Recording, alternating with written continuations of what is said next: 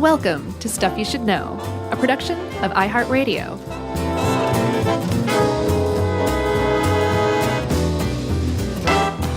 Hey, and welcome to the podcast. I'm Josh Pierre Clark. There's Charles Jacques Bryant. Okay. Jerry. Jelly. Oh, nice. Roland. Are we allowed to tell everyone your last name, Jerry? We've done it before. Okay. What if they go try to find her on Facebook and find out she doesn't actually exist? That it's all just a plant, fake Facebook page that we've created. I know that she is an actual plant. Right. That grows in the corner. Yep. Feed me. I am worried about this one. I'm just going to go ahead and say it. Oh, why? You were worried about the wine one for the same reasons? We didn't do the wine one. I know. That's why. Yeah. That's exactly why. Is it the same reason? Exactly for those reasons. Totally fine, man. No one knows anything about champagne. People spend lifetimes learning this stuff. Yes, but we have a show, and everyone knows that we don't spend a lifetime learning about what we talk about, that we just do our research, and we try to find the most interesting stuff to explain how something works. I know, but these, anytime it's something where someone is like such a huge, like, where it's such a big thing for so many people. Right. I just know we're going to mess up pronunciations. Yeah. It's French. Yeah. So champagne. Right. Champagne. Yeah. I think that's how Bugs Bunny always pronounced it. Oh, yeah? Yeah. So you're following a grand tradition. I didn't know he was a drinker. Well, we are going to talk about champagne. It's a little late now. Do you like champagne? I love champagne. Oh, okay. Love it. I don't. I mainly drink sparkling wine. I don't really drink champagne itself. Mm-hmm. But, buddy, this article made me want to drink some champagne. Well, you do a little Prosecco? A little Cava? Sure. I don't really discriminate. Okay.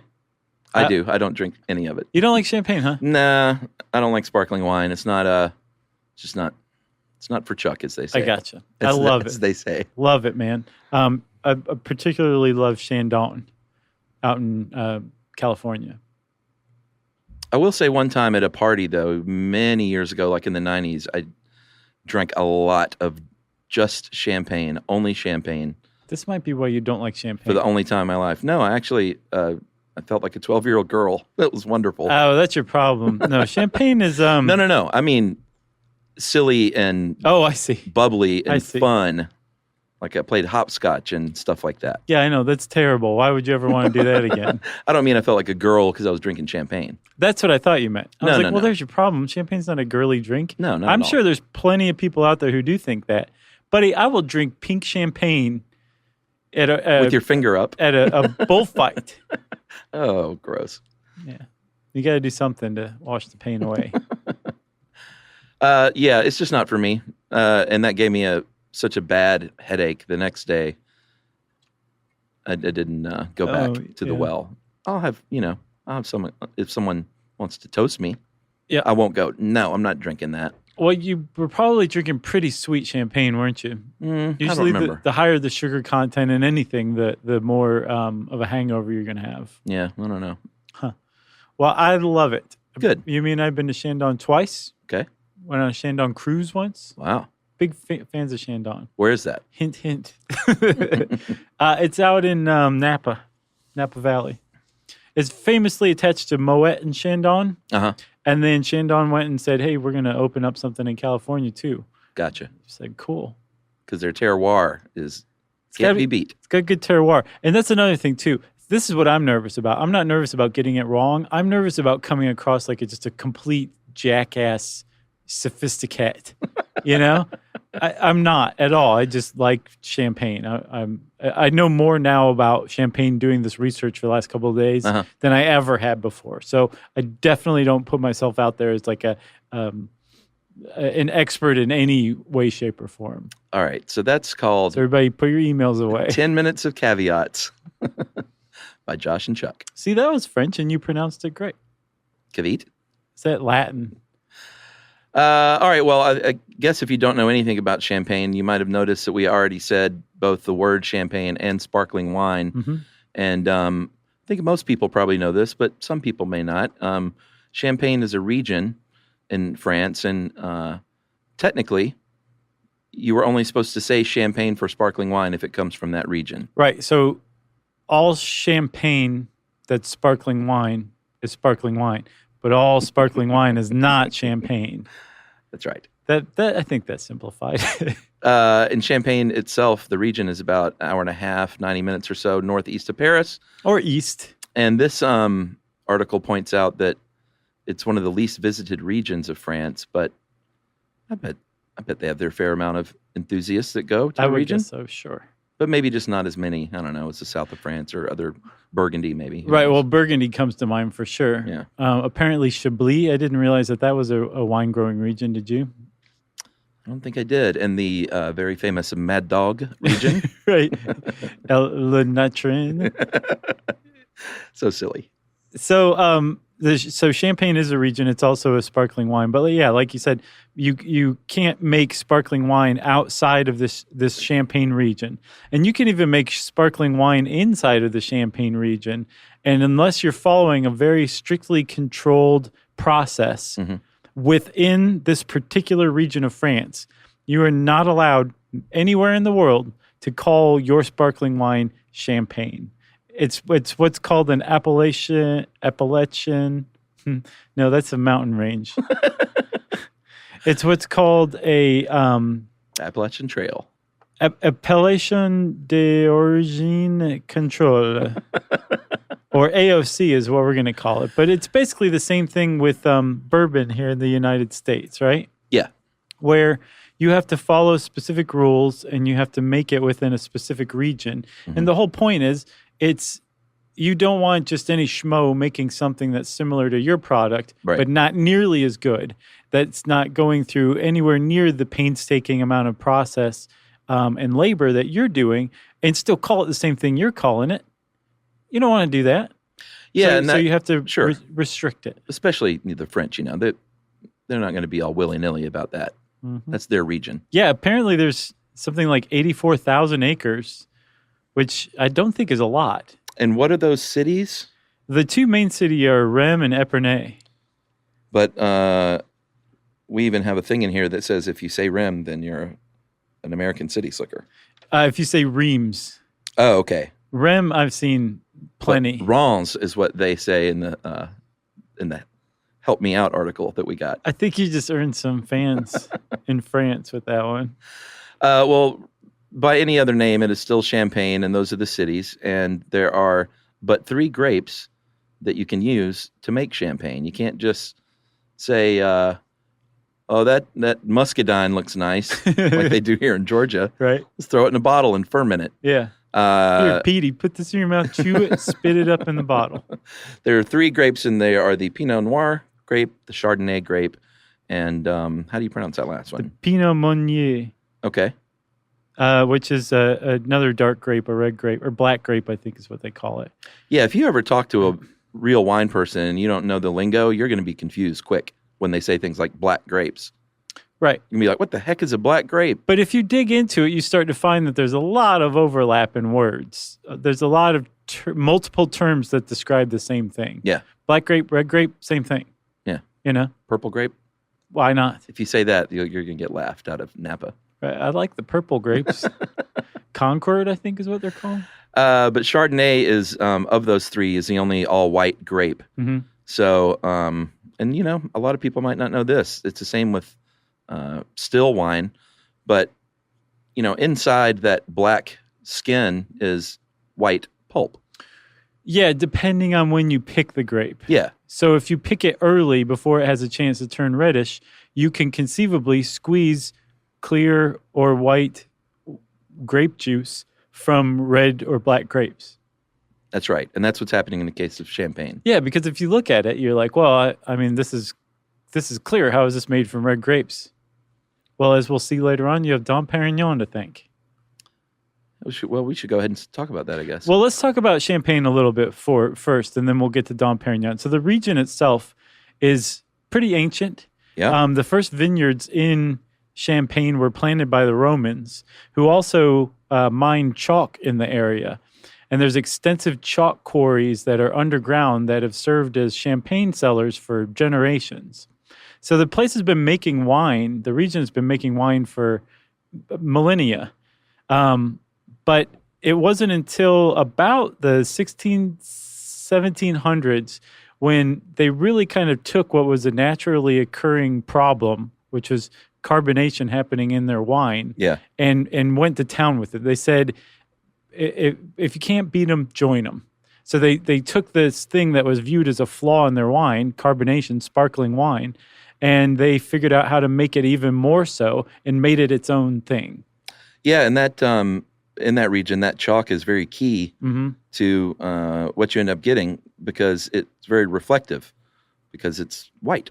It is. So it reflects the sunlight from the ground back up to the leaves, right? Yeah, it's a very unique region. And apparently it's like if you stumbled upon that region today in our advanced winemaking techniques and sparkling wine techniques, you probably wouldn't say, hey, this is a great place to have a vineyard. Right, you go, sacre bleu, the soil is terrible.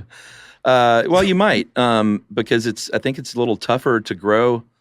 Like there's a very fine line between getting a successful harvest in that region, which makes it, I think, very special. Yeah, it does. Like apparently they have cold, short, wet growing seasons.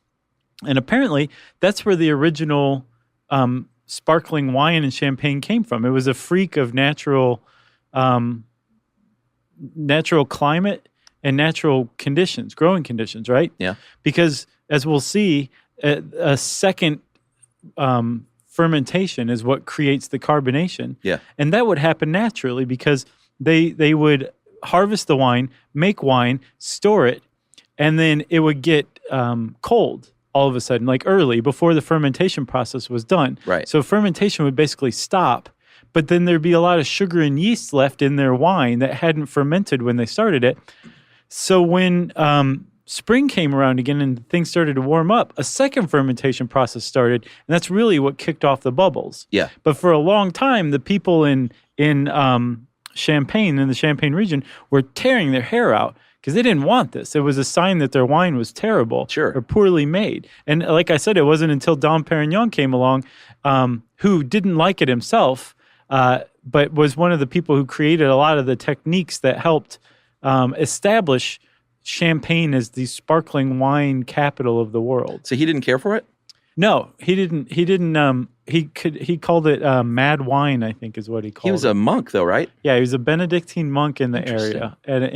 He was the cellar master, which is if you are a cellar master, you are in charge as far as champagne goes with basically making the master blend of the champagne. Are you talking about the cuvée? Yes, the cuvée. And when you put it together, that's the assemblage, right? That's right. So Dom Perignon was the guy in charge of that for this abbey. He was a monk. His name was Pierre Perignon. Dom is like monk. It denotes you're a monk, a Benedictine monk. And he was one of the ones who established a lot of the groundwork for creating sparkling wine, creating champagne.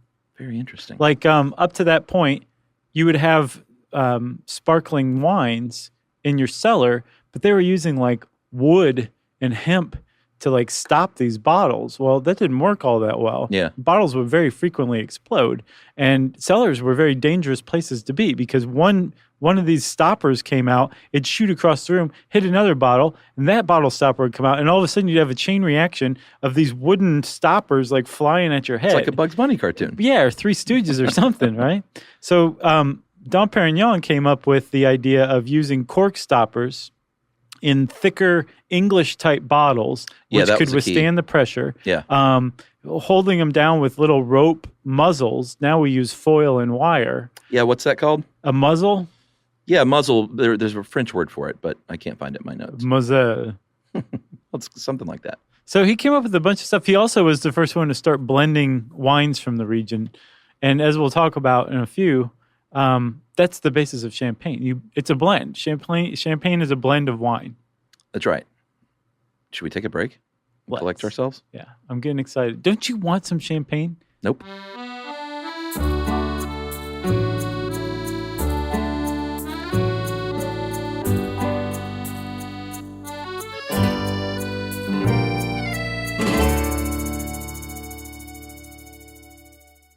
Learning stuff with Joshua and Charles.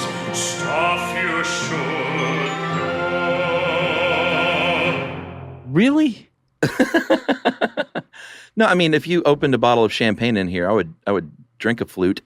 Yeah. Because, it's rude when you're offered something Sure. to turn your nose up at it. Right. Unless you're under 21. And B, it might help me to relax a little bit.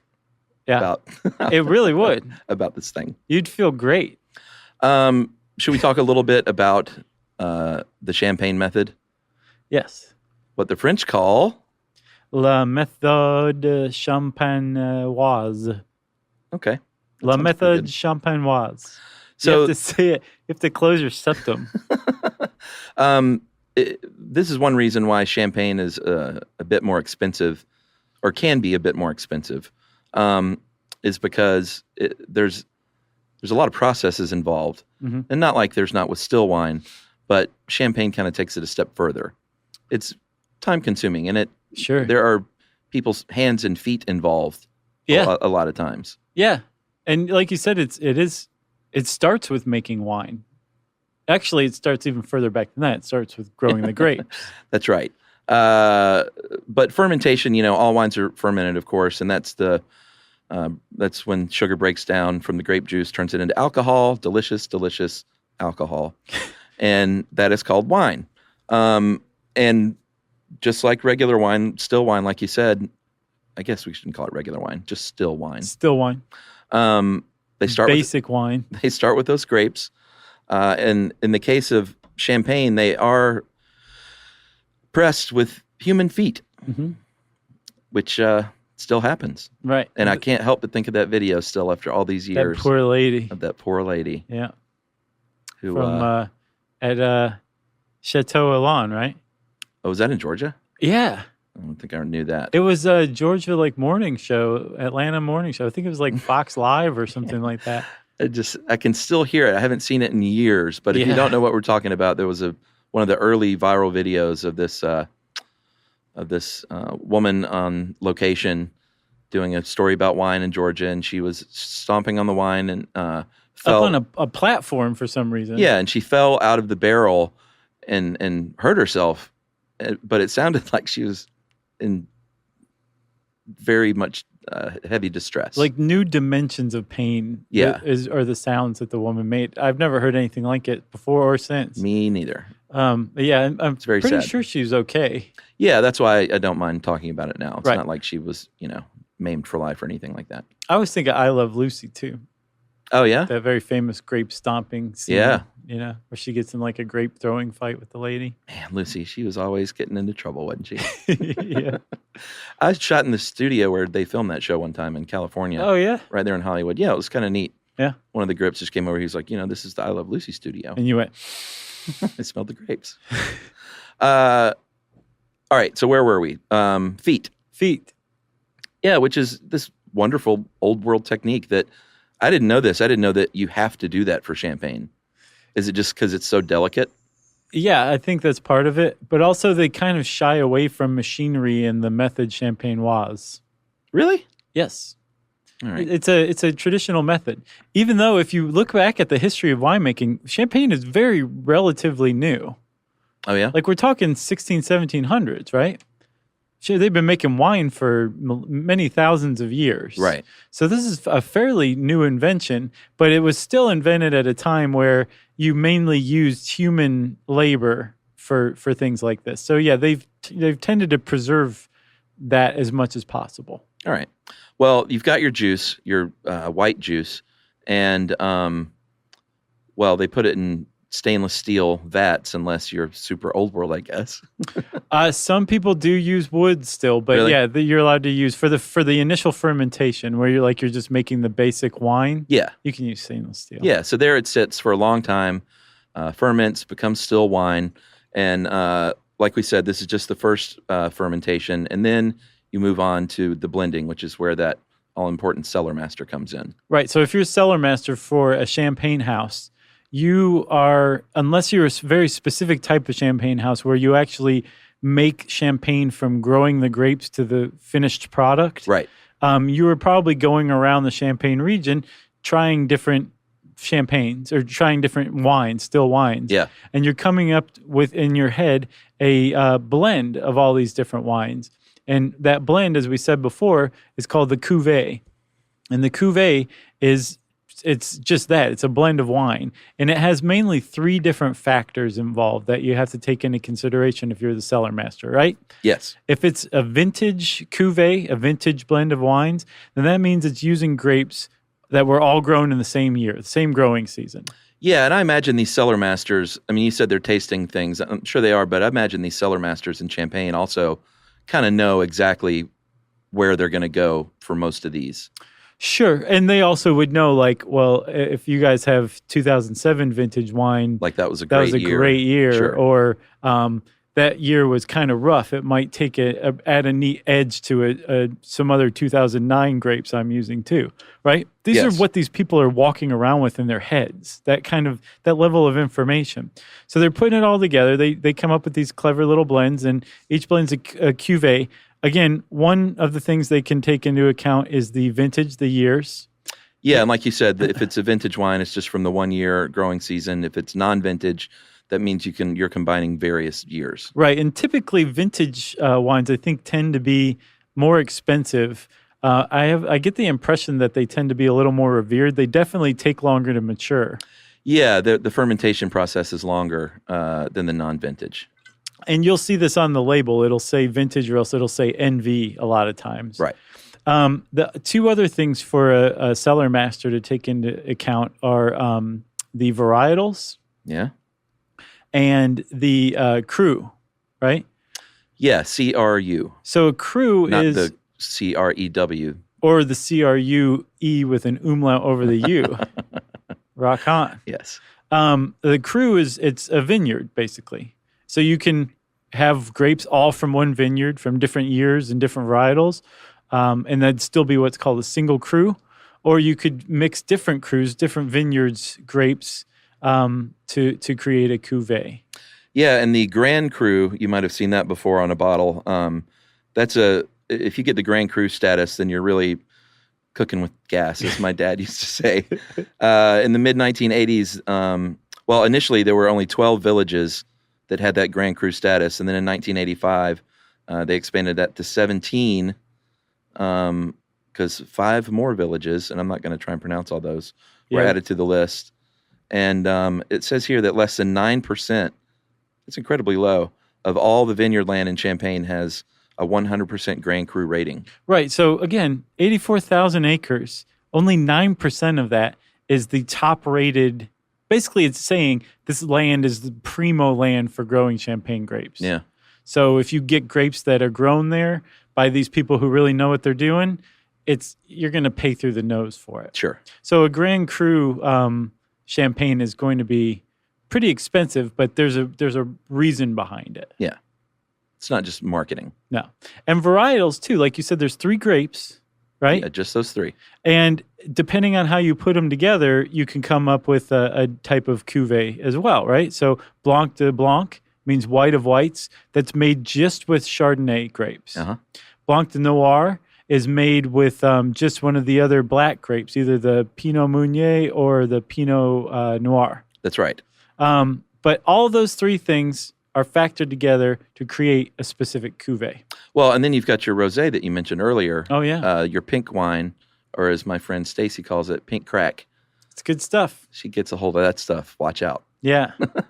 And that is, there's a couple ways you can do this. Sometimes you leave some of the skin for a little bit of time, but these days, more or less, you're going to be adding a little bit of the red wine, Pinot Noir red wine, to the cuvee. So I think those like are the different. still wine. That's different. If you leave the grapes on a little bit, you're going to have pink champagne. If you actually add red wine afterward, you're going to have rosé champagne. What's the difference? It says here rosé is also known as pink champagne. I know. This is what I'm saying. So it gets confusing because you definitely get different things from different sources. But I have seen in multiple places that when you add red wine, that's rosé, and that keeping the grapes in is pink champagne. Interesting. But apparently there's something like 3 million bottles of red wine are set aside every year just to make rosé champagne. What a waste. Man, I'm changing your mind about champagne. No, you're not. I'm going to. Emily likes rosé. Rosé champagne? No, I mean, she'll have that, but just still rosé. There's also rosé with gas that's not champagne. It's just a little gassy. It's kind of different. Yeah, I'm That's just not too. a fan of all that stuff. Yeah, I love it. Yeah. And it's not like I discriminate against wines either, but I'm definitely prefer champagnes or sparkling wines over still wine, like any day of the week. Yeah, we're the opposite. Yeah, in more ways than one. Are we at the Riddler yet? Because this is my favorite part. We've got the blend. Uh-huh. And once you blend it, you have to put it in bottles. And one of the things, Chuck, about the AOC, this method champenoise, is once you put it in that bottle, it stays in there until the person who buys it and drinks it takes it out. Yeah. You have to keep it in the same bottle. Yeah. All right? Yeah. Why would you switch bottles? That'd be weird anyway. Well, you used to want to decant it to get sediment out. You might just put it in one bottle to reuse the bottles. Who knows? Ugh. But you once you put it in the bottle, it's got to stay in the bottle. And after that initial cuvee is blended, they put it in the bottle and they let it sit. And depending on what kind it is, if it's non-vintage, it's going to sit there for 12 more months. Yeah. For a total of a minimum of 15. Yeah, at least. If it's vintage, it's going to sit there for another 3 years and just age in the bottle. That's right. And so at this point, you're going to start, you want the bubbles, so you're going to start that second fermentation process by adding sugar and yeast. Then you drop the temperature on your cooler to about 50 to 60, which is cooler than the initial fermentation process. Mm-hmm. And, you can also do this in the tank. Like, there are different methods, but... Right, that's called the Charmet method. The tanks? Yeah. But I think the old world method is, well, geez. You can't use tanks. You got to use bottles. And I don't even think old world is the right term. It's oldish. I'll just say old. But I think old world means something very specific with wine. Oh, yeah, I can see that. I think it means non-Californian. See, this is where we get in trouble. So this is a very slow fermentation process, the second one. And the yeast is living and dying, and those cells are breaking apart, and it's this really interesting process is going on inside that bottle. Yeah, it's eating up all that sugar that you added in what's called the liquor de tirage, right? And when you add that in and you add the yeast in, the yeast are like, this is great. We're going to live here for generations, eons by our timetable. Yeah, like look at all this delicious sugar that we can eat. And they eat it and eat it, and they eat all of the sugar in this second fermentation process. And what we're doing here now is recreating that natural fluke of a condition where it would get cold and then warm up again. Yeah. And that second fermentation process would start to make the CO2. Same thing's happening here, but this is a very controlled version of that. Sure. So the yeast is eating it, and like you said, they're dying and breaking open. And so when you're drinking champagne, part of what you're drinking are the internal remnants of yeast cells that have spilled their contents into the champagne. That's why I don't drink it. But they also leave behind some stuff you don't want to drink, which are the cell structures, and that creates what's called sediment. It's basically leftover cellular structure of yeast cells, and you want to get that out. Yeah, and that's through a process called riddling, and I mentioned the Riddler is my favorite person in this process. It's a pretty thankless job to be the Riddler. Is it? I think so. I'll bet you get a lot of free champagne. Well, sure. That's thanks.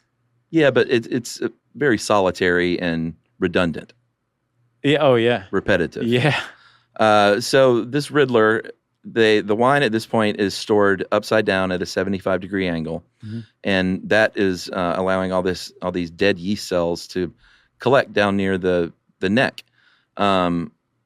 They, by hand, go in every day and turn these bottles 1/8 of a turn. 20,000, 30,000 bottles. I saw up to 40,000 a day. Yep. They do this by hand. Yep. And they're just rotating these. I can't imagine doing this. I mean, it's your life's work. You've got to really be dedicated to your craft to be a Riddler. And it takes about 4 to 6 weeks of this dedicated attention. It's a very fast process, though, if you've ever seen a Riddler at work. Oh, yeah. You know? But they have to remember that they turn the bottle, so they make a little chalk mark on each one. Yeah. 40,000 times in a day. Yeah. Man. It's amazing. So they're turning the bottle, and like you said, it's turned up at an angle. And the whole point of this is that you're slowly, because you don't want to disturb the champagne. It's still maturing, right? Mm-hmm. But this is toward the end of that maturation phase, either that 12-month or that 36-month minimum. And as you're turning it, what you're doing is kind of shaking the bottle a little bit too, and you're just trying to get the yeast cells, what's left of them, to move toward the neck. Yeah. Right? And the whole point is this is called maturing on the lees. And the lees, I think, are what the sediment is called possibly, or else what I think that's what it is. Okay. I think. And as it goes down and accumulates toward the front of the neck, you now have one of the last steps called disgorgement or disgorgement. Yes. And what you have is just a thing of sediment that's accumulated at the neck, and you put it in an ice bath. It's really amazing how they do this. Yeah. And then what they used to have to do was they would pop open a bottle, decant it, filter it, and they would pour it back so it's filtered. Because one of the things you'll note about champagne is it's very clear. And it undergoes several different clarification steps, but that would have been one of them. This is the same thing, but this one is way cooler. They put the neck in an ice bath, a salt ice bath, so you know it's really cold because, salt lowers the freezing point of ice water. Yeah, and at this point, it's going to create a little yeast plug, which is so gross sounding, up there toward the neck.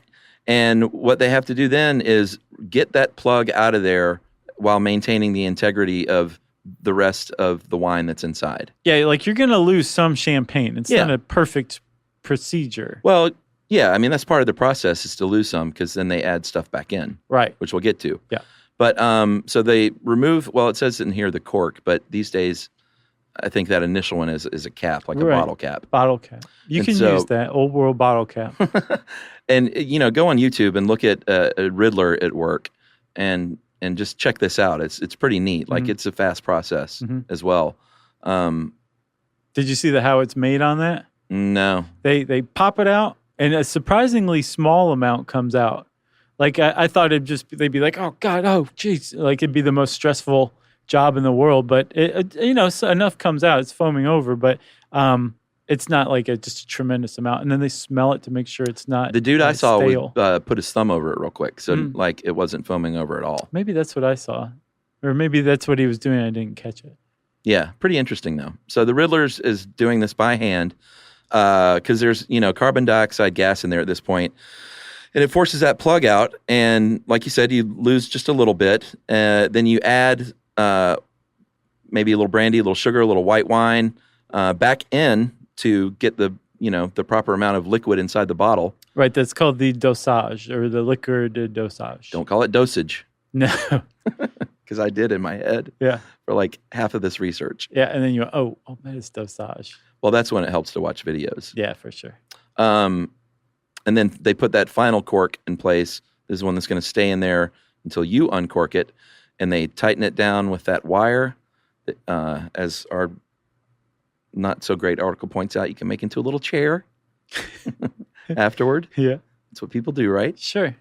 And you have to have that thing on there because it like there's a lot of pressure still building up in that thing. Right. And they've actually, thanks to a 18th century French pharmacist named Antoine Baume, he came up with a device to measure the sugar content in wine. So now they know exactly how much sugar to put into the champagne to raise the pressure back up. Because you want about 5 or 6 atmospheres of pressure, or about, I think, 60 to 70 pounds per square inch of pressure in a bottle of wine. How much? 50 to 70, I think, or 50 to 90. But it's definitely 5 or 6 atmospheres of pressure. Yeah, I got 90. 90, That's okay. like kind of average. Okay.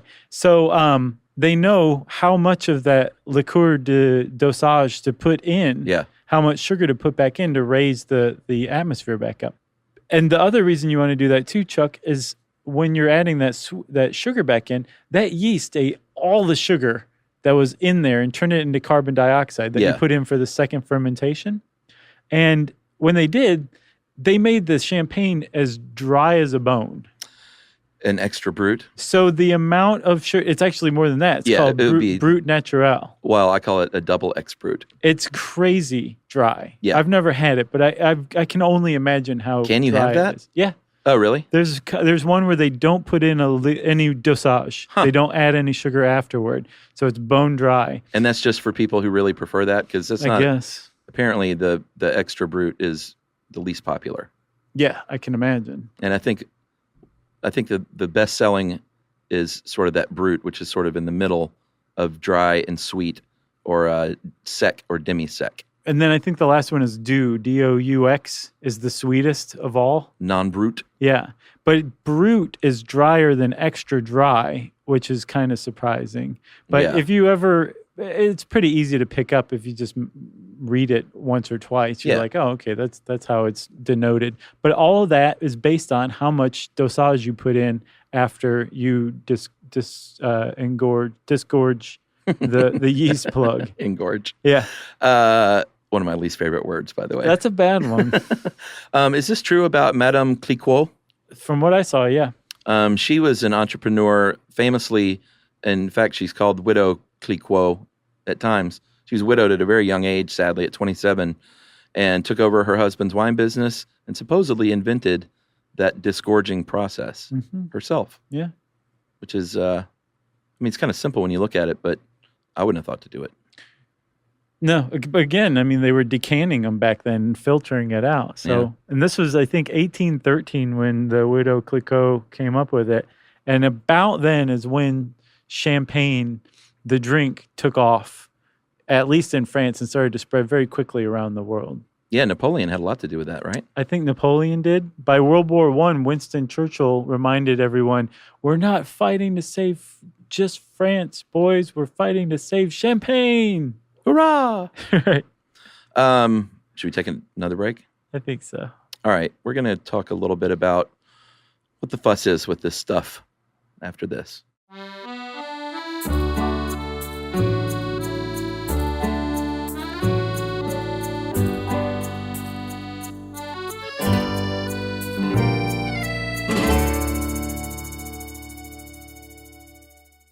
Learning stuff with Joshua and Charles. Stuff you should know. All right. So Josh, the master winemaker, The cellar master? has walked us through the process. What a great job that would be. Yeah. I have my friend Robbie is a kind of a rock star winemaker in Napa. Is that right? Yeah. It's pretty great. He's living the good life. I'm sure. In fact, he got in touch at one point because he wanted to start a wine podcast. Uh-huh. And we just sort of emailed back and forth, and it just never, he just wanted advice and stuff. Not like he wanted to start one with me, because that would be, what are those podcasts called when someone's a super expert and then you got a big dummy? I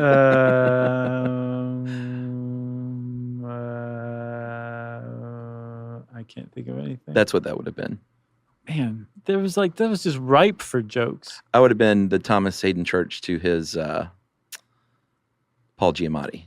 Oh, you're talking about Sideways. I thought you were talking about Wings for a second. I would have been like, when are we going to drink it? Tastes good to me. Yeah. And Robbie would be spitting it out. Yeah. Anyway, I don't think you should do that.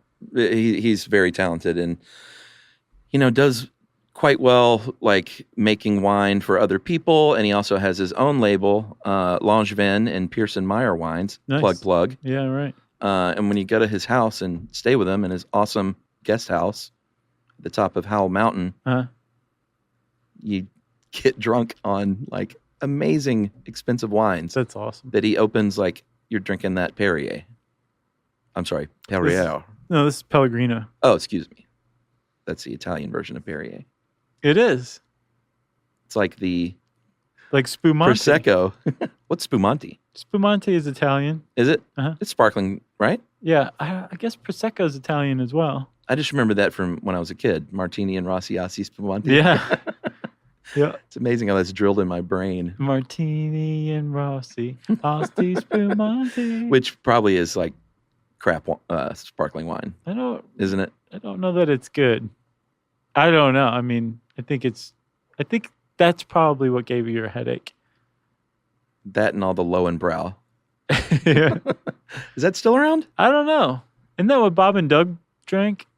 From Strange Brew? No, they drank some sort of... Was it made up?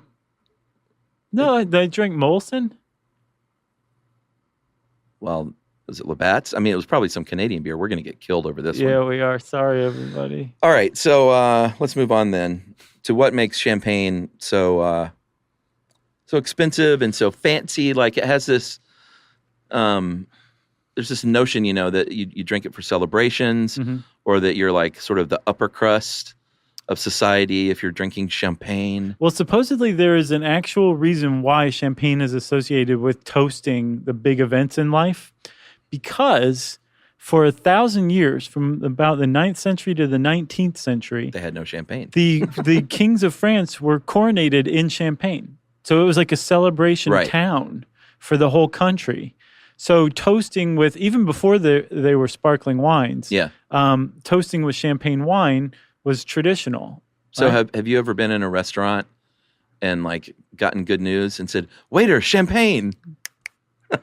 Garçon. Has anyone ever done that? Besides in movies? I don't know. Maybe. Yeah. It's funny. Like I was watching McConaughey act.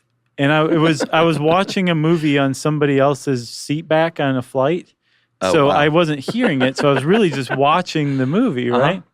And I was like, imagine if you were in real life around Matthew McConaughey, like in a room with one of his characters, and just how off-putting and bizarre that experience would be. Because he just chews the scenery, and everything he does is just so big. Yeah, he's that in real life, if you were interacting with that character, you'd be like, "Calm down, man! You're freaking me out." Well, Wooderson was pretty chill. Yeah, okay, I'll give. But everybody Wooderson. since Wooderson, pretty much. All right, boy, that's an interesting thing to think on a plane. It just hit me. It hit me on the plane. I think if I was in a restaurant and something great happened, I would say, "Waiter, another gin and tonic." And they would go, "Huh?" They'd probably say, "You got it."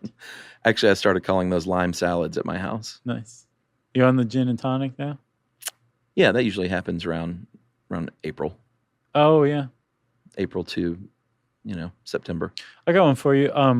Gin and bitter lemon is a nice combo. Yeah? Yeah. And I thought bitter lemon was just like a fever tree drink. Yeah. They make them. They make a good one. But everybody from like Canada Dry to whoever else makes bitter lemon as well. So just get yourself a good bitter lemon and some gin. You're going to love it. You're going to love it. We'll definitely do a podcast on gin at some point. Okay. Very interesting liquor. Yeah. Complex, can be. Sure. So, I got another one for you. With that bitter lemon, if you want to get really fancy, get some St. George Terroir. Yeah, I'm not a fan. You had the dry rye. No. You did. You tried the Terroir one? Yeah, it's the one that tastes like feet. No, that's the dry rye. I've tried all three of those St. George's, and I don't like any of them. Oh, okay. I'm a London Dry guy. Well, anyway, you'll still like it with bitter lemon. All right. Everyone else would like the Terroir St. George with bitter lemon. Everyone else on the planet? Because, all right. And I figured out what was up with the dry rye. You're absolutely right. You can't make a martini out of that stuff. It'd kill you. It's not made for it. It's made for things like Negronis. It makes a killer Negroni. Yeah. It's really good. Yeah, I stick to my lime salads, Okay. You know me and my basic needs. But try the bitter lemon sometime with gin. Okay. Your dry London's fine. All right. Okay. But with the bitter lemon instead of tonic. Okay, I'll give it a try. And if I don't like it, then I'm just weird because everyone else in the world loves it. No, I'm not saying that. You said that. All right, where in the world were we? So we were talking about what makes champagne so fancy. Yeah. Well, like we said earlier, it's it's a very small region comparatively speaking. Right. So that will lend to the price, and all these hand processes that they still might use, or foot processes. That's a big one. Is going to make it more expensive. Mm-hmm. And anytime the price is being driven up, it's going to have that sort of air of sophistication. And then, of course, when the hip-hop scene started kind of using that in lyrics and popping champagne on the yacht and the videos. I'm on a boat. What was that? That was the Saturday Night Live short. Oh, okay. With, Oh, I think I remember that. I don't remember who it was. I want Was it to one say of those- 2 Chainz, but I don't think it was. Gotcha. Was it one of those Andy Samberg shorts? Not Lil Wayne. Who's the other Lil? Lil Bow Wow? No, he's just Bow Wow now. Really? Yeah, He's all grows up? Man. The guy who was like, yeah. That guy. I have no idea. You do. Lil Jon? Yes. Jerry was over there going, John. Yeah. Yeah, I'm not. But yes, it was an Andy Samberg short. Yeah, I do. I think I do remember that. But that definitely kind of solidified the sort of, Status? yeah, Sure. that's exactly the word. I would suggest. I mean, it was already Right. solidified. But it definitely didn't hurt. No. Especially in the States here and with a whole new generation of people. Right. Right? Like the younger generation, it's like champagne. Whole new Then all of generation a of sudden- humans. Right. But then all of a sudden, Lil Jon's like, Yeah. got some champagne. No, for real. I'm sure the champagne industry was like, seriously, keep doing it. Sure. So the thing though is there's actual reason behind champagne being more expensive than your typical wine, but that doesn't mean that all champagne or all sparkling wines are out of your price range. No, I mean, you can get some cheap sparkling wine that'll give you a That's good. massive headache. No, that's not true. Like you can get Chandon wines for $20 and it's not going to give you a headache. I was And it's talking about the $6 good bottles. stuff. Yeah. But $20, I mean, if you're going to spring for a decent bottle of wine. Sure. If it's New Year's Eve, Sure. why not? That's when I'll toast it. All right, so $20 will get you a good bottle of decent champagne, is what you're saying. Yes.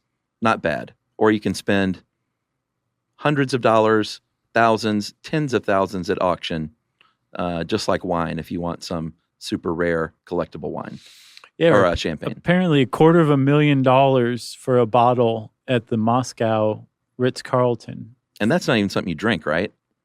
If you're a jackass, sure. But I mean, if you have to be a jackass to spend $250,000 on a bottle of champagne anyway, you better drink it, frankly. But champagne you don't keep, right? You can. And so there's a lot of misunderstanding about it, right? So a lot of people think that you keep champagne standing up.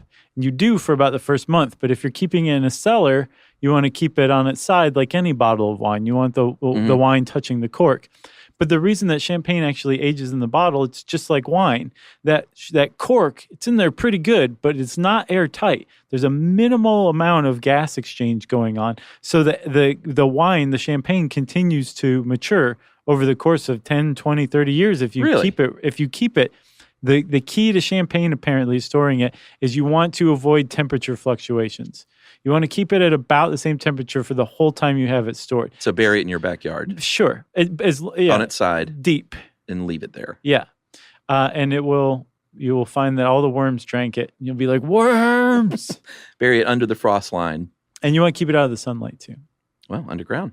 But apparently as it ages, I've never had old champagne, but as it ages, its taste starts to mellow.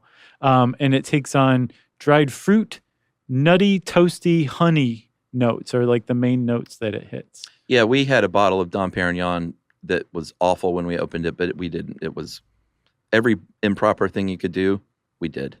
So, including moving it in a hot truck oh yeah, from LA to Atlanta. yeah, that's funny. A hot moving truck. Yeah. I don't know. I mean, we just don't drink it much, so we just had it. Emily got it as a gift. If that happens, you just put some fresh squeezed orange juice in there. It's fine. Boom. Then you got a mimosa. Yeah, I'll have a mimosa occasionally. that's champagne. I know, and orange juice. Yeah, That's the key. with the orange juice. Well, I mean, I enjoy mimosa more than just regular champagne. It's like it's definitely one of those things that's greater than the sum of its parts. Yeah. You know? I don't think I ever said, Chuck, that those $250,000 bottles of champagne were from a shipwreck that was headed to Russia. Yeah. To bring champagne to the Tsar's family. and the ship wrecked. And they discovered it in the 90s, and now they're selling it at the Ritz-Carlton. To, what did you say? Jackasses. And I think that's the one that's like a collector's piece, right? I don't know. You like put it on your wall. That's not frame it. I don't know. I don't know what you do with that besides just drink it and hope for the best. Well, should we talk about drinking it in the proper way to open it and to pour it? Yes, please. And consume it? Yeah. Because if you don't know what you're doing and you've seen too many movies, you might try and pop that cork out across the room. It's very dangerous. It is very dangerous. And people get injured, right? Are there deaths, I think? I didn't see any. Or is that like an urban legend? I would guess an urban legend. I could be wrong. I'm thinking if you died from getting hit with a cork, you had a pre-existing condition. Is that covered? I don't know. Under Obamacare, sure. I guess we'll see. So you'll get about 6 flutes if you're pouring properly out of a bottle of champagne. You want to serve it between 40 and 45 degrees. Mm-hmm. Celsius or Fahrenheit? That's Fahrenheit, right? I don't know. If you are caught with your pants down at a party, just go champagne and it'll get you out of anything. You want to chill it very quickly, you can put it in an ice bath, and not to get out that yeast plug, but just to make it cold fast, just like you would beer or something. The neck, you mean? No, the whole bottle. If you want to serve it, oh sure, you got a hot bottle of champagne in your moving truck. Right. Throw it in an ice bath for about 20 minutes, and you should be good to go. Yeah, there's a party trick you can do too, where if you put just the neck in the ice bath, you can use what's called a saber. You can actually use anything. I've seen somebody do it on video with a shoe. Yeah, you don't even have to freeze it if you're a good saberer. Yeah, but you kind of want to. You want the neck very, very cold because you want the glass to just crack off cleanly. Yeah, and what the deal is, if you've ever seen someone, it's called saberage. We mentioned earlier that the champagne bottle is very thick because it's in there at about 90 psi. Where the seam meets the lip, it's about 50% less glass. Mm. And so that's a vulnerable area, and that's what makes sabering possible. Yep. And so you use, well, like you said, you could use a shoe, I guess, if you're that guy. Right. But there's traditional sabers. They look like a little sword. They are a little sword. Yeah. They just aren't ground to a point or an edge. They're very blunt. Well, because the point is using blunt force on a weak point of the neck of the bottle. Yeah, but you can use like a saber can be sharp. You just use the other side of it. Okay, all right, sure. And I mean, it's pretty neat to do because you're not like, I think for a while I thought you were just knocking the cork out. That's what I thought as well. But you're knocking the glass off. Yeah, the top lip of the bottle is coming clean off if you're doing it correctly. And that is also dangerous if you don't know what you're doing, because that thing will fly, 15, 20 feet or more. Yeah. And that's actual glass. What you want to do is have a sharpshooter handy to shoot it out of the sky before it hurts anybody. That's right. And have everyone stand behind you. Yeah. That's the traditional way. How you really open it is, and this is even if you're not just popping the cork, you might like twist the cork off. You want to twist the bottle. That's sort of the number one rule to open it cleanly and non-dangerously and without wine, champagne, getting all over the place. Mm-hmm. Like when you open a tonic bottle. Right. Or soda, anything fizzy. That's one of our traditions backstage at Stuff You Should Know shows is Josh opens a tonic bottle. Just get it all over spews myself. Everywhere, and you go, what's the deal? Yeah, every single time. I think because I have so many lime salads, and I know you got to go easy with those tonic bottles. I do, and it still will spray me. It's almost comical. Almost. No, it's pretty funny. So you're twisting the bottle. If you have a towel, you can hold it over the cork. Yeah. But you really don't need it as long as you're kind of holding it with your hand. Right. And twist that bottle. Put your thumb in the punt, as they call it, which is the area at the bottom of the bottle. The divot. Yeah, the punt. The concave part. Yeah, the punt. Sure. So put your thumb in the punt, and then you've got it open, and you tilt the glass, pour it in a little bit, pour a little bit more. You want about 3/4 of a flute.